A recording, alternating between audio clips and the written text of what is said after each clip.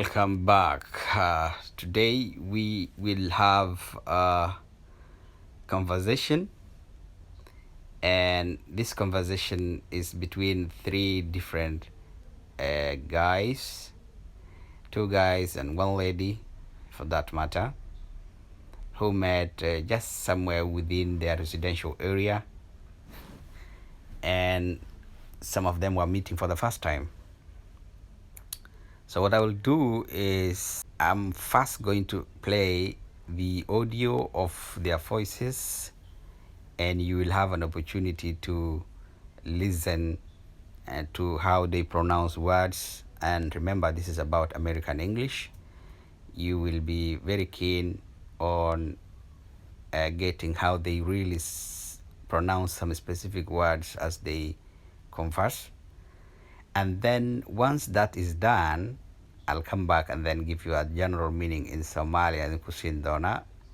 And then after that, we're going to go to vocab, so new words that they used in the conversation. Marka, soo dhawaada mar kale. Asalaamu calaykum. Cashirka maanta wuxuu ku saabsan yahay conversation waaye, waa wada sheekaysi. Wuxuu wada sheekaysigan dhex marayaa saddex qof oo meel wada degan. Marka meesha ay wada degan yihiin ay ku kulmeen, laakiin mid ayagu ka mid ahaa ayaa marka ugu horreysay mid kale la kulmaysay. Marka sidaa darteed waxaan samayn doonaa marka hore waxaan sii dayn doonaa codkoodii iyagoo sheekeysanayo oo luqadoodii ingiriiska ku sheekeysanayo oo ereyadan halkaas idinkaga muuqda shaashada uu mid walba ku hadlayo. Marka waxaad fursad u yeelan doontaa inaad dhegaysato qaabkay ugu dhawaaqayaan ereyada. So you need to be very keen. Adigana isku day inaad qabani karto oo qaabkay ugu dhawaaqayaan adigana ugu dhawaaqdo oo aad la qabsato. That's beautiful. And then after that, markaa kadib waxaan samayn doonaa aniga kusoo laaban doono oo isku dayi doonaa macno ahaan inaan yar dulmaro. Kadibna waxaan aadaynaa ereyada cusub oo ay ku isticmaaleen muxuu ahaa conversationka dhexdiisa intay ku guda jireen ay isticmaaleen. ilama aha ereyo cusub oo sidaa u badan meesha inay jiraan, laakiin macnayntooda markii la macnaynayo luqada ka ereyo kale hataa naftirkooda lasii isticmaalaa. So dan ayaa kugu jirta inaad fiiriso when they are trying to explain inaad aragto insha Allah. Marka clipkii hadda codkoodii aan sii daynay. Hey Pete, who's your friend? She is Anna. She is new to DC. Where are you from? I am from a small town. Welcome to DC. Thank you. I'm Jonathan. I'm in apartment B4. I am in apartment C2. Marcia is my roommate. I know Marcia. She is nice. And I am in apartment D7. I have to go now. Oh, Remember to call Marcia at work. Tell her you're here. right. Thanks, Pete. Nice to meet you. You too. Bye. Apartment C2, here I come. Okay, I hope in si fiican aad uga bogateen oo aad si fiican u dhagaysateen qaabkay ugu dhawaaqayeen ereyada. Mar kalena waad ku ceshan kartaan aad si fiican u dhagaysato si aad u fahanto sheekada sanadka kale xamaasada iyo muxubbada ku jirta naftirkeeda inaad cabirto oo markay isla hadlayaan markaa kulmayaan inaad mataqaanaa cabirto adigana aad isku dayda inaad waxyaabahaas kale keeni karto marka asxaabtaada aad la kulanto. That's the most important thing. Impressionka ay abuurayaan, sawirka ay abuurayaan ilaa markaas ay kulmeen. Waad dabcan gabadhooda fiirsata manay sida happy oo farxad ugu faraxsaneed. Marka waan dulmarayaa hadda Jonathan iyo Pete iyo Anna iyo sheekadan ay dhaxmaraysaa. Dabcan waxay ku kulmeen guryahoodii meeshii residentialka ahayd deganaayeen ayay ku kulmeen. Marka Jonathan yaa hadlay wuxuu yiri hey da marka hello oo kale wayaan oo qofka marka aad la hadlayso salaamayso war hey oo kale waryahay dhan war see tahay amal anigu iska leena hello macna salaan amal wayaan waa iska salaan very casual laakiin oo iska ma taqaana iska caadi ah halka xaafada. So hey Pete wuxuu dhahay war bido who is your friend maxay ahayd saaxiibtaadan kula socoto magaceed maadi bartid calaashan something like that sidaas oo kale. bit wuxuu yiri she's Anna warniyo Anna la dhahaa gabadhan she's new to DC way ku cusub tahay magaaladan Washington DC way ku cusub tahay Jonathan hadalkiisii wata where are you from isla markii wuxuu ku jeedsaday Anna ayuu ku jeedsaday uu eegay markaasuu wuxuu yiri where are you from waxa ka timid Anna markaa waxay tiri I'm from a small town waxaan ka yimid magaala yar oo dabcan ka baxsan Washington DC Jonathan wuxuu yiri well waa hagaag welcome to DC hadaba ku soo dhawow magaalada Washington DC ku soo dhawow Anna waxay tiri thank you waad mahadsantahay Jonathan wuxuu yiri Jonathan anigana waxa la yiraahdaa magacayga Jonathan la dhahaa I'm in apartment B4 waxaan ku noolahay apartment B4 okay so apartment erigan apartment mostly what happens dadka waxay u yaqaanaan American English iyo British waxoogaa ku kala duwan yihiin American English ka apartment waxa waaye qolal oo muxuu ahaa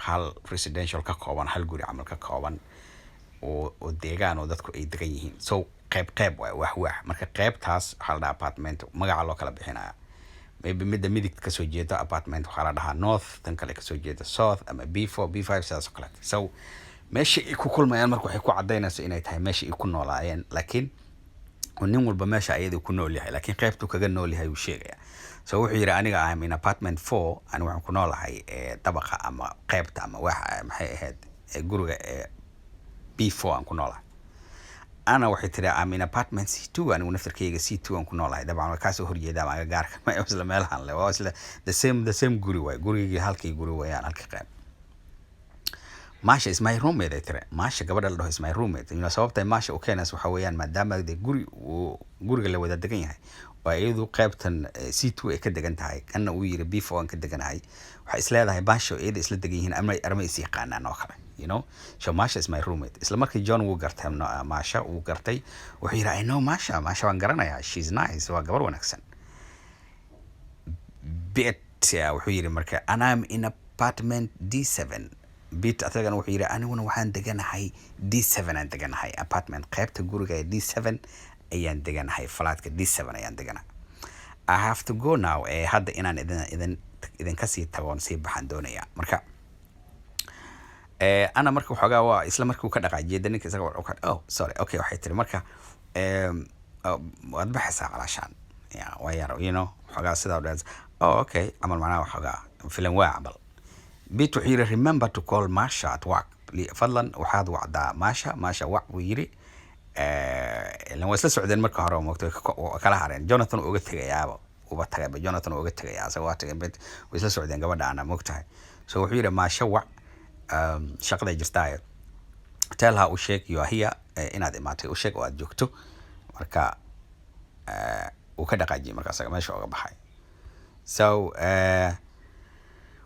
right Peter marka Anna waxay tiri right hagaag thanks waad mahadsantahay bit waad mahadsantahay nice to meet you kulan wanaagsan ayuu yahaa farxada iyo heedanaan kulanno maanta and then Jonathan you too adigana sidoo kale yiri bye maca salaam then Anna waxay tiri apartment C2 here I come macnaha siday gabdhaha gurigooda ugu soo ordaan waa kana gurigay waan gurigeeday deganeeday leedahay apartment C2 here I come waa kana waa soo galaya calashan so gurigeeday ku dhaqaaqday okay now waxaan aadaynaa vocabularies ay isticmaalaan ereyada cusub meesha ku qoran I know they are not new wax cusub ma aha laakiin markii la fasirayo ereyadaas la isticmaalayo naftirkeeda laga yaabaa adigu qof luqad baranaya tahay moogta always wixii oo isku hagaagsan aad aragto inay wax ku galayaan inaad u fahanto waay okay so no one waa qof aad taqaano isbarateen is to have met qof aad la kulantay and talk to oo aad la hadashay waxaa la dhahaa no waad kulanteen calashaan I know him I know her waad qof aad dabcan intaad wada kulanteen oo wada hadasheen oo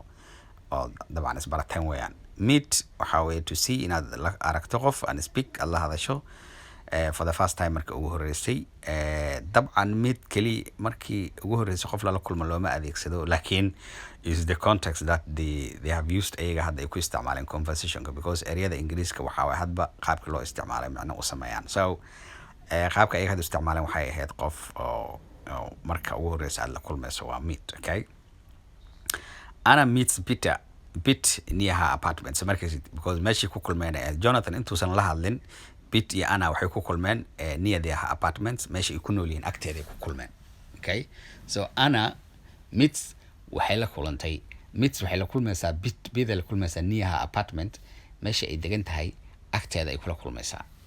Okay, waa kulanka koowaad ee la kulantay kow. So saddexdoodu meesha ku wada kulmeen. Okay, callna waxaa waaye telefoon in qof laga waco. Tusaale ahaan I call once a week, asbuucii hal mar ayaan wacaa telefoonka ka wacaa to talk to my parents inaan la hadlo waalidkayga. Friend is a friend, qofka waxaa waaye dabcan dee aad jeceshahay oo aad jeceshahay inaad la joogto oo waqti la qaadato aad jeceshahay waa friend. Meet my friend Anna, meet la kulan my friend Anna. badanaa anigu Soomaali markaan nahay anigoo qof ila socdo haddii aan la kulmo qof kale oo aniga aqoon asu leena laakiin qofka saaxiibkayga ila socdo san aqoon asu leeyahan markaan isbarayno waxaan dhahaa soo dee barasho wanaagsan hebelna waa saaxiibkayga. So sidii oo kale weeyaan meet my friend leedahay Anna. Okay, macnaha waxaa weeye qof Anna isla socdaan ayaa qof kale garanaya yimaadeen marka Anna ma yaqaan uu baraya marka meet my friend. Ingiriiska saxdana waa sidaas markaad qof barayso sida caadi direct translation ka hadii sidii barasho wanaagsan waxa Ingiriiska slightly different. Basically saasi macnaheeda ka dhiganta laakiin waxa leedahay meet my friend Fatuma, meet my friend Ali, something like that. Okay, qofkii aad leedahay la kulan qof kale baraysa magaciisana hore ka sii sheegaysaa.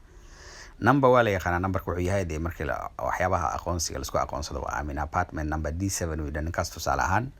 And then remember na waa xasuus is to have xasuus weeyaan. Do you remember me? Example ku dambeeya eeg, do you remember me? Mi xasuusataa. Okay, waa wax maanka lagu haayo ama fikrad ama shakhsi ama shay oo aad maskaxdaada ka xasuusato maaragtay hore intaad u aragtay dib u xasuusan karto. Roommate waa qofka isku qolka aad tihiin, hal qol aad la degan tihiin, hal guri aad la degan tihiin. Okay, waa classmate oo kale haddii aad qofka isku class tihiin oo fasalka isku fasal aad tihiin oo kale classmate aad leedahay.